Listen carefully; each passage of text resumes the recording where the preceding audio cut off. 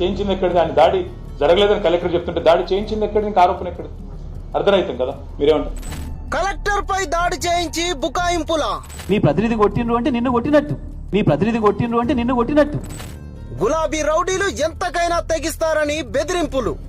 మాకు కలెక్టర్ గారు బాగా తెలుసు, కలెక్టర్ గారు బాగా పనిచేస్తారు, మానవీయ కోణంతో ఉన్న మనిషి కూడా. అలాంటి మంచి మనిషిపై మీ గులాబీ గుండాలతో ఎలా దాడి చేయించారు సబితమ్మ? సురేష్ అని చెప్పి మాట్లాడుతా ఉన్నారు. సురేష్ మా యువ నాయకుడు, కార్యకర్త కాదంటలేం. దాడి చేసినోళ్ళు మా పార్టీ వాళ్ళేనని నిర్లజ్జగా చెప్తున్న బీఆర్ఎస్ నేత. కానీ అధికారుల మీద పాశవికంగా దాడి చేసి వాళ్ళని చంపాలనే ప్రయత్నం చేయడాన్ని ఏ రకంగా బీఆర్ఎస్ సమర్థించుకుంటది?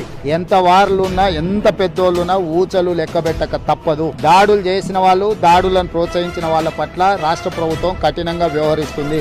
లగచర్లలో కలెక్టర్ అధికారులపై దాడి కేసులో చూస్తున్నాం మనం. కొడంగల్ మాజీ ఎమ్మెల్యే